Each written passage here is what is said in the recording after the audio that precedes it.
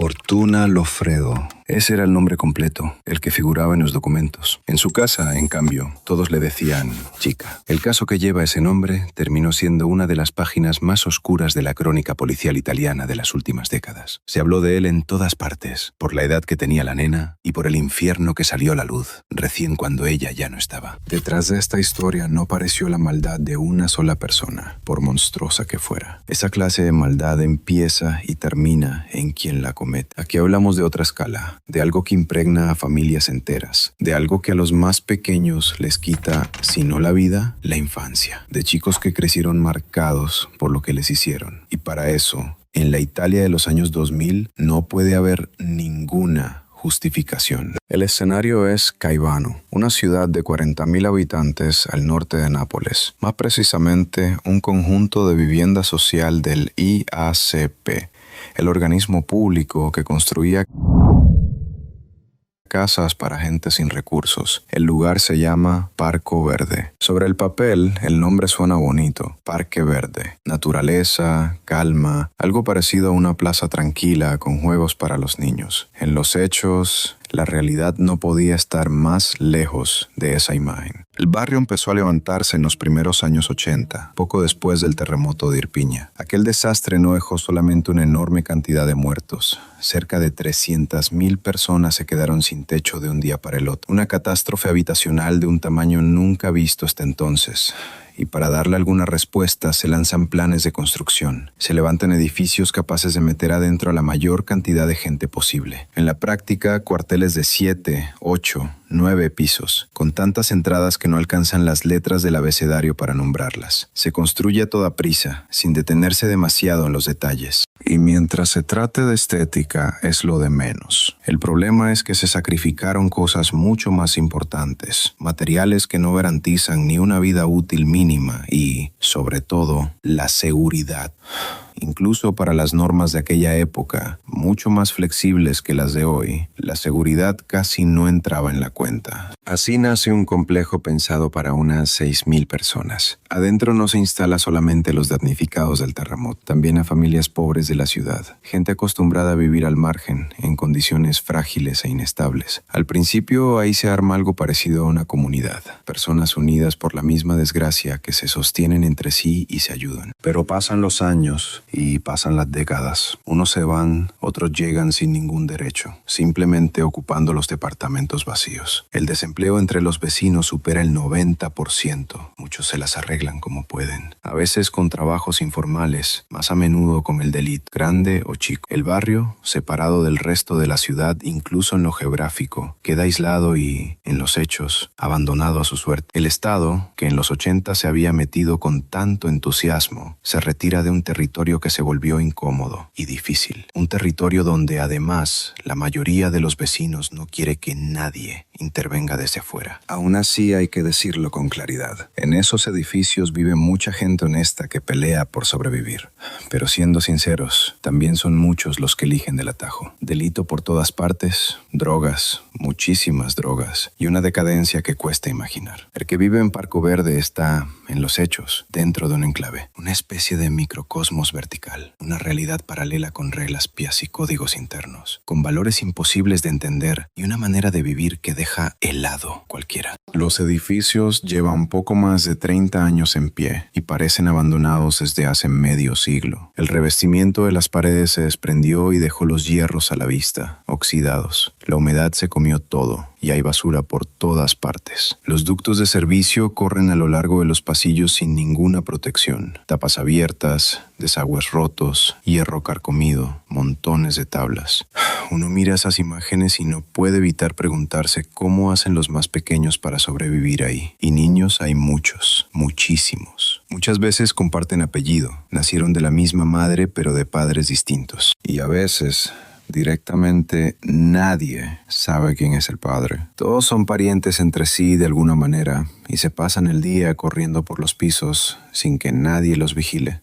Las puertas de los departamentos casi siempre están abiertas para que los más chiquitos puedan entrar y salir cuando quieran. Fortuna Lofredo es una de esas niñas. Le pusieron el nombre de su abuela paterna, pero todos se acostumbraron a llamarla Chica. Vive con su mamá y sus dos hermanitos menores en el 6º piso de la entrada C del 3er edificio. La madre se llama Domenica Guardato. Para todos, simplemente Mima. Tiene apenas 27 años, 3 hijos encima, y toda su vida transcurrida entre esas paredes. Y un futuro que ya se irá acomodando de alguna forma. En los edificios descascarados de Parco Verde, nadie se atormenta con preguntas de más. Ahí simplemente se vive día tras día. El padre de Chica, Pietro Lofredo, hace rato que no está con Mima. Casi no se hablan. Y si se cruzan es con rencores y venganzas chiquitas. Chica lo conoce poco. Está preso. Y hay que decirlo, no por algo grave. Contrabando de cigarrillos, discos piratas, pero todo junto le sumó unos 10 años de condena. Alessio y Giovanni, los dos hermanitos de Chica, tienen otro padre. Ese hombre vive en el mismo edificio, pero no con Mima, porque también con él ella se separó hace tiempo. Martes 24 de junio de 2014. Día de San Juan Bautista, una fecha que en la zona siempre se consideró especial, cargada de luz y de colores, el amarillo de las flores de San Juan y el violeta de la lavanda. Ese día sobre Parco Verde había un calor pesado y el cielo estaba completamente despejado, mientras el norte de Italia se llenaba de lluvia y tormentas. La selección italiana todavía no sabía que esa misma noche Uruguay la iba a dejar afuera del Mundial de Brasil. La gente se preparaba para ver el partido y de paso festejar el santo de los que llevaban ese nombre, como uno de los hermanitos de Chica. Esa mañana Mima salió temprano con los niños. Fueron a un centro de rehabilitación de la zona y volvieron cerca de las 11. El calor a esa hora recién estaba agarrando fuerza y el cemento recalentado lo multiplicaba y lo devolvía. En el camino pasaron por un local de comida en la esquina. Compraron una pizzeta y unas papas fritas y subieron al departamento. Una mañana común, como tantas otras. De los últimos minutos de su hija, habla la propia Mima. Chica se soltó el pelo, sacó agua del refrigerador, tomó con ganas y dijo que subía a jugar. Algo habitual, absolutamente normal. Un piso más arriba, en el 7º, vivía su amiguita. La escuela estaba cerrada y hasta el almuerzo quedaba todavía un rato que había que llenar con algo. Y Chica salió del departamento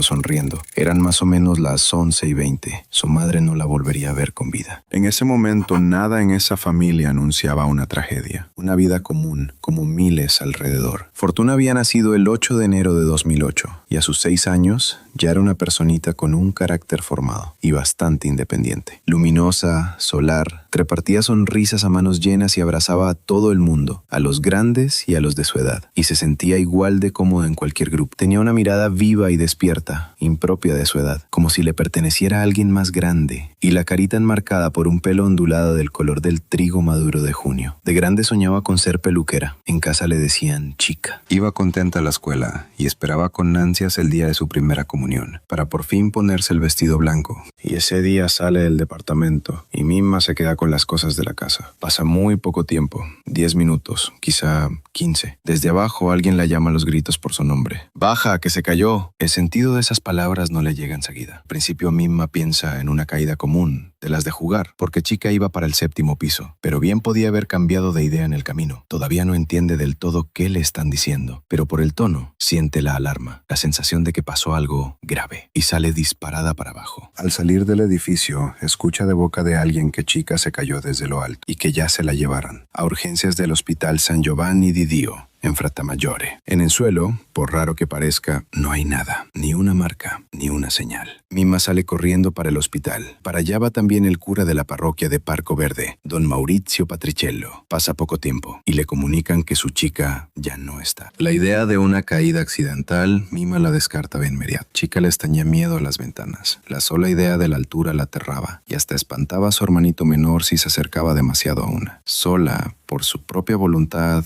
no podía haberse caído. Y ese miedo no venía de la nada. Poco más de un año antes, cuando ella tenía apenas 5, a Chica le tocó ver lo que quedó de otro nene igual de chiquito que se precipitó desde ese mismo edificio, tal vez desde esa misma ventana. Apenas 14 meses antes de que a ella le pasara exactamente lo mismo. ¿Cómo puede ocurrir algo así 2 veces en un mismo edificio? El informe que va a quedar en la base de todo el caso Lo firman dos personas, los forenses, el doctor Nicola Balzano y el doctor Giuseppe Sagese. Y ordenar esa autopsia no fue una decisión cómoda. A Chica la movieron del lugar casi enseguida, y solo eso ya le sacó a la investigación la posibilidad de suponer cualquier cosa. ¿Dónde ocurrió exactamente la caída? Quedó sin saberse. ¿En qué posición la encontraron al principio? Tampoco. Nadie, por lo visto, vio ni escuchó el momento en que cayó. Los testigos apenas dicen que la encontraron en la acera, al lado del edificio. Y como Chica era ya la segunda del barrio que se iba de esa manera, la cuestión de la autopsia se resolvió sola. Según el informe, las lesiones coincidían con una caída de más de 10 metros de altura. Cayó de espaldas y, en el momento en que empezó a caer, todavía estaba viva y consciente. Pero después, los forenses registran algo que se escapa de la peor imaginación. Contra Chica se cometieron abusos durante mucho tiempo, no una sola vez, y no justo antes de lo que pasó. Ocurría de manera sistemática, estirado en el tiempo, según los primeros cálculos, entre 2 semanas y 2 meses antes de su muerte. Y esas, hay que decirlo, son apenas las primeras cifras. Después de estudios más detallados, se va a hablar directamente de 1 año. Aquí no hace falta entrar en detalles, pero sí marcar el límite, hasta dónde es capaz de llegar una persona. Lo que le hacían fue total, abarcó todo, pero estaba montado de tal forma que, en un examen común, Chica habría aparecido intacta. La madre, Mima, dice que su hija no dio ni una sola señal. Se comportaba como siempre, alegre, despreocupada,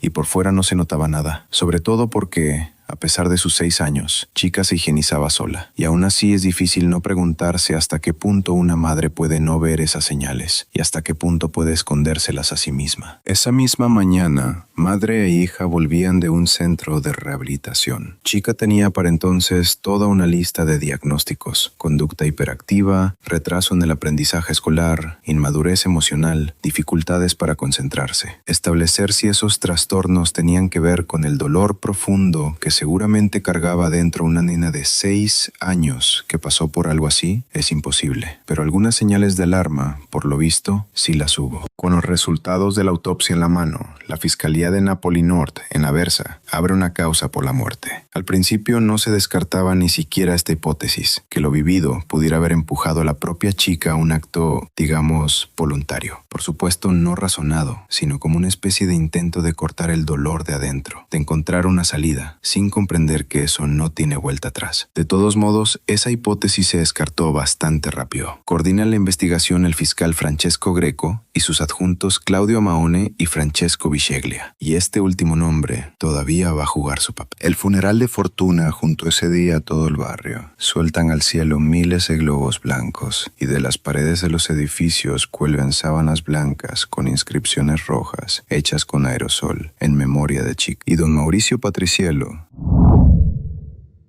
antes incluso de que la investigación llegue a alguna conclusión, truena desde el altar para todo Parco Verde: que hable el que sabe. Los carabineros de Caivano y de Casoria intentan avanzar, hacen preguntas, recorren los departamentos, pero de los vecinos de Parco Verde no se saca nada. Todas las respuestas, calcadas, se reducen a 2 frases: no sé y no me acuerdo. Los primeros interrogados son los que llevaron a Chica al hospital. Entre ellos, Salvatore Mucci, apodado Bianchino. Repite siempre lo mismo. No sabe nada, estaba pintando una habitación en su casa cuando su mujer lo llamó y le dijo que abajo estaba tirada Fortuna. Bajó y, junto con otros 2 hombres del mismo edificio, decidieron que lo mejor era llevarla al hospital. Que eso, según él, no sabe. Con especial cuidado escuchan también a la que, en teoría, fue la última en ver a Chica con vida, su amiguita del piso de arriba. El departamento en realidad es de la abuela materna, Angela Angelino, pero junto con ella viven ahí, más o menos de forma permanente,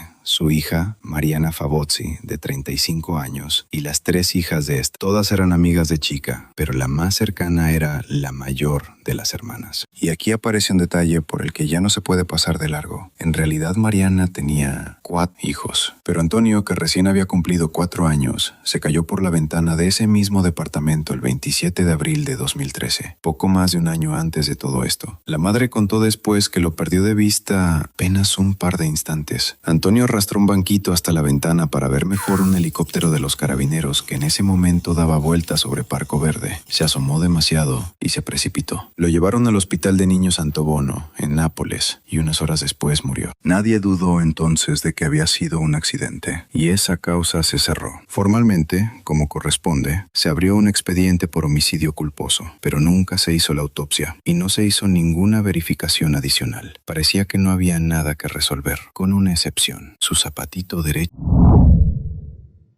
nunca apareció. Exactamente igual que ahora con Chica. A ella también le faltaba un zapato. La mayor de las 3 hermanas del 7º piso cuenta lo siguiente. Sí, Chica efectivamente subió hasta donde ellas, pero ella en ese momento estaba limpiando el piso y le pidió a su amiga que volviera más tarde. Chica le contestó que mientras tanto iba a cambiarse los zapatos porque le apretaban y le lastimaban los pies. Desde ese momento no la volvió a ver. En el informe se leía todo lo que hacía falta y durante medio año nadie lo miró de verdad. Convocan a la grafóloga Sara Cordela para que analice los dibujos de Fortuna y busquen ellos rastros de lo que pasaba dentro de esa nena. Y lo que encuentra está a la vista: figuras femeninas borradas, casas sin puertas, tumbas, rejas en las ventanas. En los hechos, el pedido de ayuda estaba gritado viva voz. Solo faltaba leerlo. El alcalde de Caivano, Pipo Papacholo, lo dice sin vueltas. Lo que se destapa después de lo de Fortuna es apenas punta del iceberg. Describe un tejido social podrido hasta la médula que habrá que reconstruir entero y señala el vacío institucional que genera y alimenta todo esto. Esa cadena de descomposición, falta de valores y actos que directamente no entran en la cabeza. Y a partir de ahí, la investigación de los carabineros choca contra muros de silencio, espesos, como bloques de mármol. Fuera de frases de compromiso sin ningún contenido, de los vecinos de Parco Verde no se consigue nada. Ese código sordo e inamovible, no hay manera de romperlo. Prueban a hablar con los compañeritos de Fortuna, directamente en la escuela primaria, con una psicóloga, un asistente social y los padres presentes. Mejor dicho, los pocos padres que aceptaron. El resto se negó de plano. Cuando ese camino tampoco lleva a ningún lado, los investigadores deciden llenar el edificio de micrófonos, en los departamentos, en las escaleras, en los pasillos, en la entrada. Pero una parte de los aparatos aparece, y ahí se levantan todos los vecinos de golpe, incluidos los más chicos. Los dispositivos que encuentran los destruyen, y con el resto pelean de otra manera, con pistas falsas o con un silencio total que resulta todavía más sospechoso. De ese edificio se cae una nena, no la salvan, y nadie habla del tema, como si no hubiera pasado nada. Y aún así, algo útil aparece. En el departamento de Mariana Fabosi se escucha cómo los que están ahí se ponen de acuerdo sobre qué versión sostener respecto de aquel día. La abuela, la tía, la madre con su pareja y los demás se arreglan entre ellos para corregir lo ya declarado. Y después suena una palabra: secreto. Ese que no se puede revelar nunca. Los investigadores trabajan en secreto absoluto. Después de los primeros titulares sobre lo que pasó en Parco Verde, la tensión se va apagando. Ya poco. El primer quiebre llega medio año después, el 22 de diciembre de 2014, cuando detienen a Salvatore Mucci, el pintor, uno de los que primero corrió a ayudar a Chica y la llevó al hospital. Aunque su detención no está relacionada de forma directa con esa historia, es más bien un efecto secundario, porque también le habían puesto micrófonos en su casa. Lo citaron varias veces al cuartel, y cada vez llegó y contó de la misma manera aquellos minutos febriles del 24 de junio. Pero un día citan también a su mujer, María de Loyácono, junto con la hija de 12 años. La separan y las interrogan por separado. A la hija la mandan a una revisión médica, y esa revisión detecta marcas que los médicos interpretan de una forma bastante concreta. Ella misma, físicamente intacta, niega todo. La mujer también niega. Las dos lo defienden, pero por las escuchas los investigadores están convencidos de que tienen la prueba en la mano. Creen haber escuchado las voces del padre y de la hija en el momento de aquello que se le imputa. Al hombre lo meten un mes entero en una celda de aislamiento. Poco después detienen también a la mujer por complicidad y a la hija la mandan a un hogar de menores. Y lo digo desde ya, todo esto va a resultar un error descomunal. 3 meses más tarde, en marzo de 2015, uno de los fiscales adjuntos que llevaba el caso de Chica Federico Biseglia, cuyo nombre menciono con un cariño especial, muere a los 45 años en un accidente de tránsito. De todos los investigadores fue el que más se tomó a pecho la suerte de los niños de Parco Verde. Para él esa causa se había vuelto una misión. Y el accidente resulta extraño. En un tramo recto y vacío el auto se va solo contra la baranda de contención. Tras varias vueltas se sale de la carretera y él muere en el lugar. Alguno le llama la atención, pero nunca se abre una investigación seria. Aunque también hay que decir otra cosa. Con sus averiguaciones, él les molestaba a hombres de la camorra. Y esa gente ya había hablado de accidentes raros.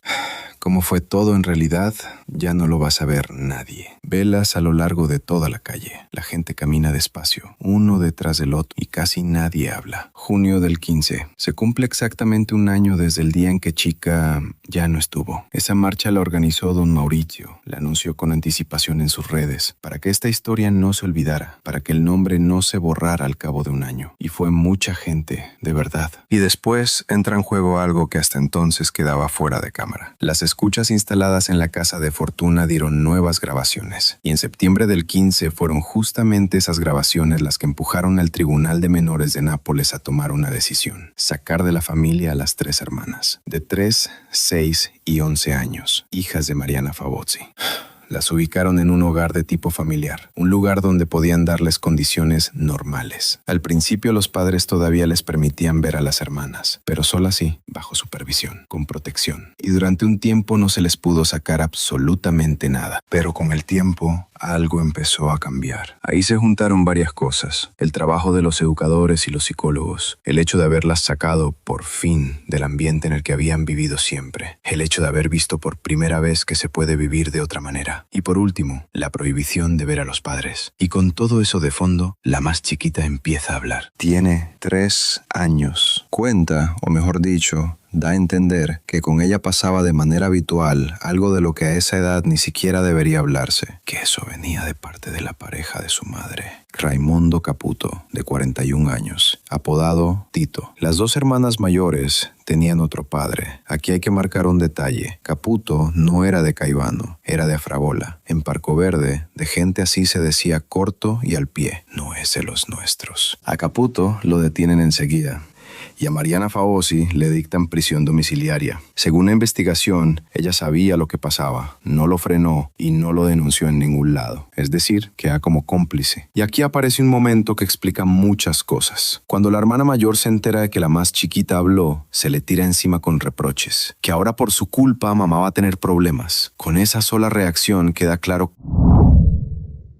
cómo funcionaba esa familia. A las hermanas las dirigían, las presionaban, las acostumbraron a callarse. Ellas, claro, no entendían hasta qué punto todo eso era normal. Otra realidad no conocían. Era la única vida que habían visto, pero de a poco les va llegando que lo normal se ve de otra manera. Y entonces se abren también las otras 2 hermanas y cuentan lo suyo. Y mientras las hermanas hablan con el personal del hogar, en la casa empiezan a sonar llamadas, mudas, por teléfono y por el intercomunicador, sin una sola palabra, pero con un sentido bastante claro. Hasta ese momento, la causa por la caída de Antonio seguía sin moverse. La de aquel nene que se precipitó desde ese mismo edificio alrededor de un año antes que Chica, el más chiquito. Y ahora los investigadores la levantan de nuevo para entender de una vez si el parecido asombroso entre los 2 casos es realmente una casualidad. El expediente por homicidio culposo nunca se había cerrado. Formalmente seguía abierto en el Tribunal de Nápoles, y en el registro de sospechosos figuraba la madre. Pero en los hechos nadie se ocupaba. La carpeta juntaba polvo en el fondo de un cajón, y lo más probable, en cualquier momento, habrían pedido archivar la causa. Si Chica nos hubiera caído desde ese mismo edificio. Y en octubre aparece una figura a la que después van a llamar la supertestigo. Antonella, hermana del propio Caputo. El día que se cayó Antonio, ella estaba ahí. Primero va a declarar que fue su hermano el que tiró al nene, pero al final se desdice. Desde afuera, en ese momento, parece que la investigación se frenó otra vez. En realidad seguía, solo que ahora con nuevas escuchas. Y resultaron especialmente importantes las grabaciones de las conversaciones telefónicas entre Mariana Favozzi, que estaba con prisión domiciliaria, y su hija mayor, que para entonces ya estaba en el hogar de menores.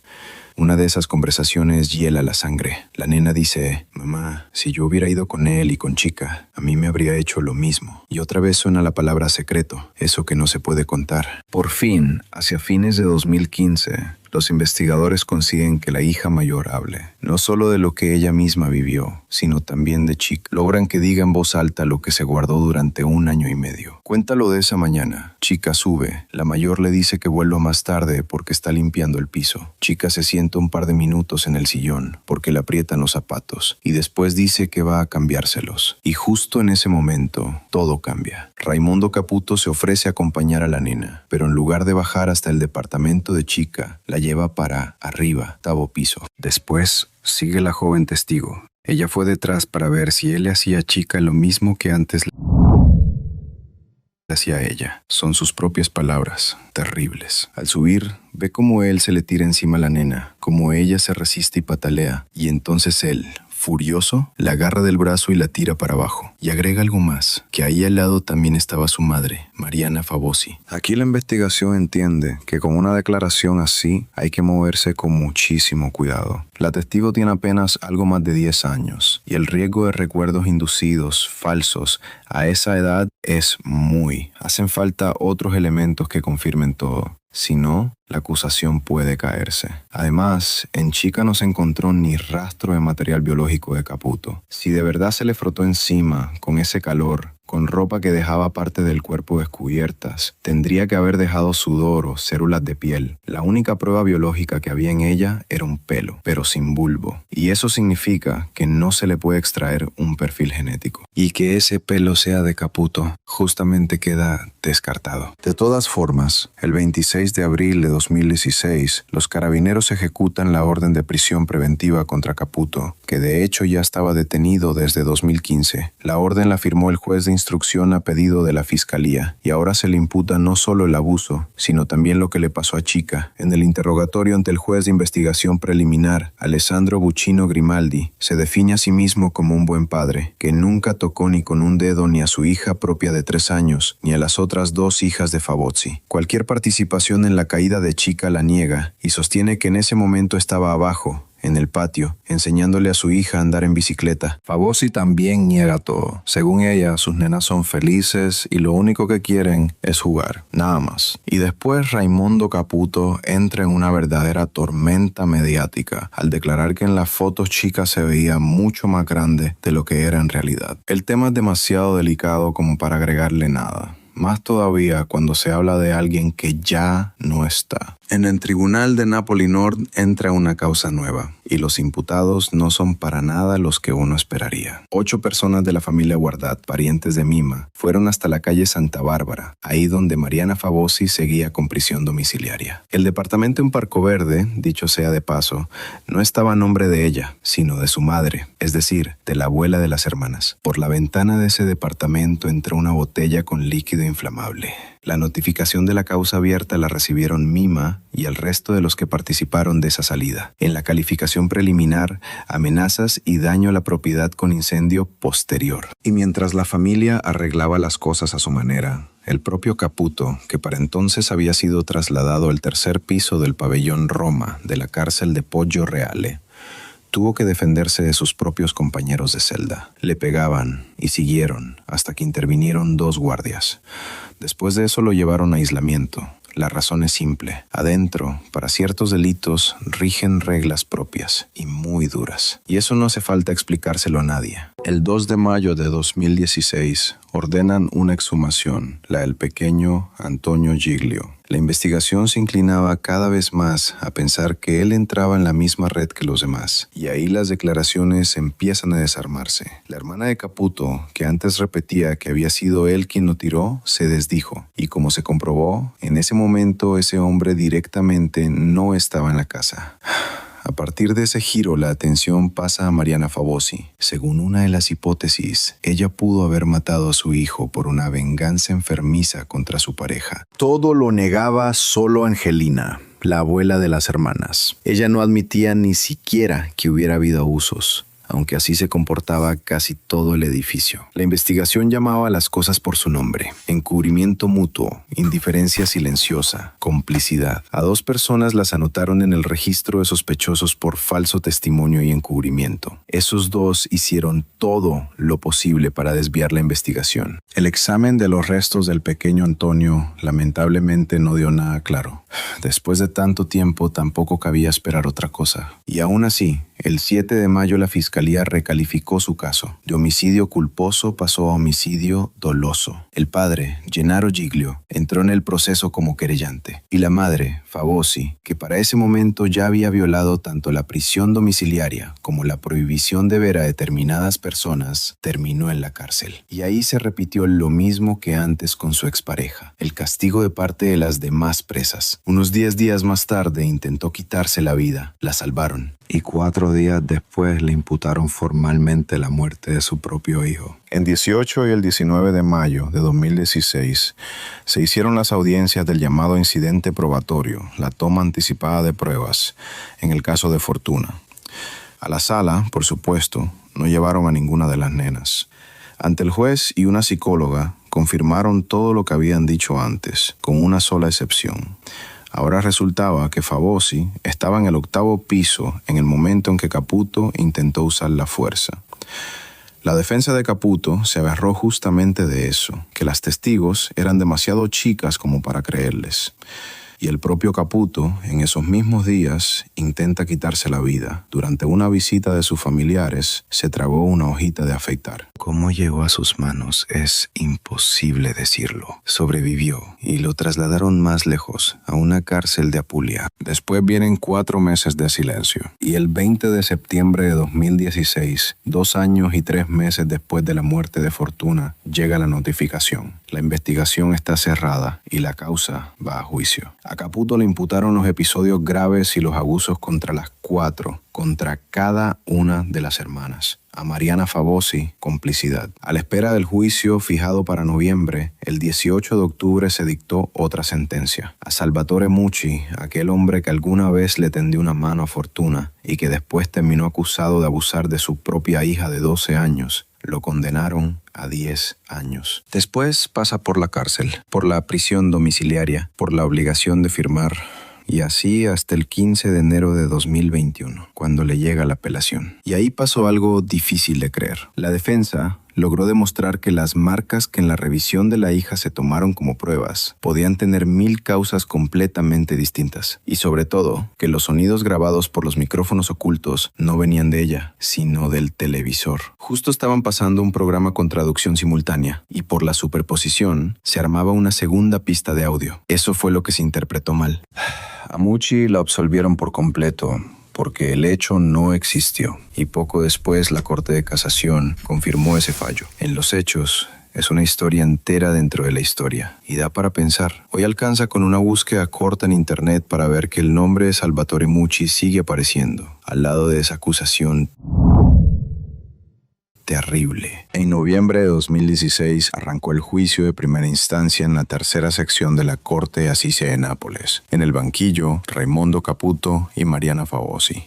Y pasó muy poco tiempo hasta que el presidente del tribunal empezó a recibir primero notas con amenazas y después una bala en un sobre dirigido a él en persona. El proceso se estiró mucho y se hizo estrictamente a puertas cerradas. Salían a la luz detalles que helaban la sangre. Caputo admitía solamente los episodios con la mayor de las hermanas y enseguida aseguraba que en el edificio todos sabían. En la planta baja estaba esa famosa habitación de los niños y todos entendían lo que pasaba ahí. La responsabilidad por lo de Chica intentaba pasársela a su expareja, a Favosi, apoyándose en una coartada que confirmaba un amigo. Solo que ese amigo, con esa coartada, se ganó una cosa: una imputación por falso testimonio. A favor de Caputo declaró también una vecina del 8º piso, que en ese momento ella estaba sentada en el pasillo, al lado de la ventana abierta tomando aire, y que vio con seguridad que por ahí no pasó nadie. Ni a Tito ni a Chica los vio. Pietro Lofredo, el padre de Fortuna, al principio le decía bestia a Caputo, y ahora también él lo consideraba inocente, apenas un chivo expiatorio dentro de una red mucho más amplia. Una red que se ocupó de que la investigación se cerrara justo en ese hombre y no llegara a otras verdades. El 7 de julio de 2017 terminó el juicio. Caputo recibió cadena perpetua. Favosi, 10 años, aunque desde marzo ya estaba con prisión domiciliaria. En los fundamentos de la sentencia, 186 páginas, sobre Caputo escribieron que era una persona sin ningún sentido moral. Cualesquiera hayan sido los motivos del momento, ese acto en sí mismo sigue siendo monstruoso y perverso, sin ninguna moral ni ningún respeto por el otro. Las dos condenas se confirmaron en la apelación y después en la casación. Tras eso, Favosi dejó la prisión domiciliaria y volvió a la cárcel. Ahora la mujer todavía tenía que responder por lo del pequeño Antonio. En junio de 2019 rechazaron el pedido de archivar la causa y en noviembre de 2020 la mandaron a juicio. Junto con ella fue a juicio también Caputo, esta vez digamos por complicidad. Pero en noviembre de 2021 los absolvieron a los dos, porque el hecho no existió. Las pruebas con las que la acusación llegó a la sala eran realmente muy débiles. Mima, mientras tanto, se fue de Caivano. Agarró a sus 2 hijos y se mudó a Mantua, donde una vez ya había trabajado en un bar. En 2025 pidió que trasladaran a la ciudad, que ahora es su casa, los restos de Chica. El padre se opuso. Caivano va a volver más de una vez a las páginas policiales. El episodio más duro es lo que pasó en el verano de 2023 con 2 primas de 13 años. Aunque justamente eso, al menos, empujó al gobierno a intervenir. Así apareció el llamado Decreto Caivano, sobre la protección de la infancia y de los menores en general. Y cómo están las cosas ahí ahora es difícil decirlo. Y queda un último enigma, el zapatito de fortuna, que nunca apareció. Y otra vez la respuesta la dan las escuchas. El sapto lo levantó Rachele Di Domenico, una vecina del 8º piso, y decidió deshacerse de él sin ningún motivo razonable. Tal vez obedeciendo apenas a un instinto ciego, ponerle palos en la rueda si se puede a los que intentan que se haga justicia.